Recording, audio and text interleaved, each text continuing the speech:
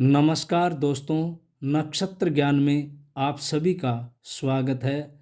आज मैं हाथ की उंगलियों में बनी गांठों के महत्व और प्रभाव को दर्शाता हूँ। चलिए सबसे पहले तर्जनी उंगली को लेते हैं, यानी इस उंगली में ये वाली गांठ और ये वाली गांठ और ये वाली गांठ अंदर उभरी हुई नहीं होती, तो बिल्कुल सपाट होती है।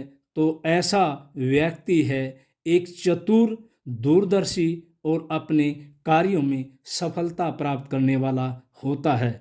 अगर पहली गांठ अंदर की ओर बहुत उभरी हुई होती है तो ऐसा व्यक्ति मंदबुद्धि की ओर संकेत करता है। यदि दूसरी गांठ, ये वाली गांठ अंदर की ओर उभरी हुई होती है तो ऐसा व्यक्ति अपने कार्यों को कार्यकुशलता, बुद्धिमानी और योग्यता से प्राप्त कर लेता है।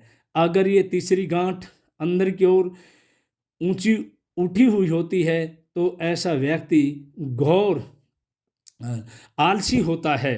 अब हम दूसरी उंगली यानी कि मध्यमा उंगली की तरफ चलते हैं। अगर ये और ये वाली गांठें उभरी हुई नहीं होती बल्कि सपाट होती हैं, बिल्कुल ये सपाट होती हैं, तो ऐसा व्यक्ति बहुत उच्च स्तरीय का होता है, विद्वान होता है, बहुत बड़ा व्यापारी होता है। अगर इस उंगली की ये वाली गांठ यानी हथेली के साथ वाली गांठ ऊंची उठी होती है तो ऐसा व्यक्ति अपने कार्यों में सफलता प्राप्त नहीं कर पाता।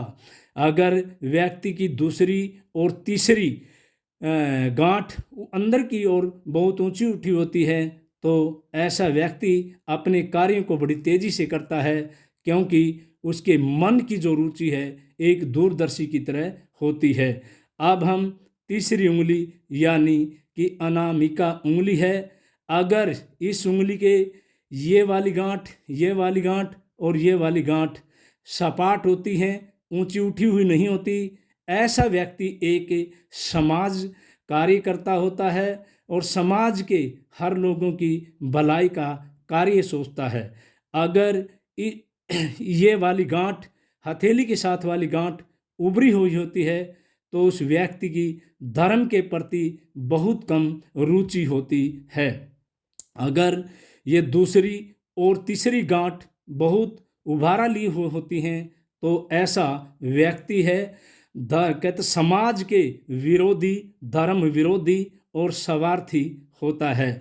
अब हम चौथी उंगली यानी कनिष्ठिका उंगली की चर्चा करते हैं। अगर ये वाली गांठ, ये वाली गांठ और ये वाली गांठ सपाट होती हैं, अंदर की ओर उभरी नहीं होती, ऐसा व्यक्ति एक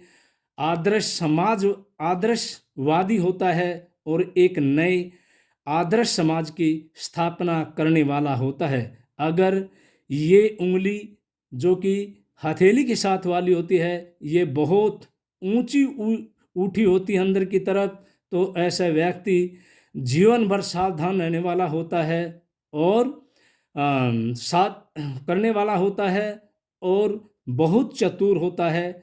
अगर ये दोनों गांठें बहुत ऊंची उठी होती है, ऐसा व्यक्ति समाज के लिए को या किसी दूसरे व्यक्ति के लिए कार्य नहीं करता, बल्कि वे अपने स्वार्थ के लिए ही कार्य करता है।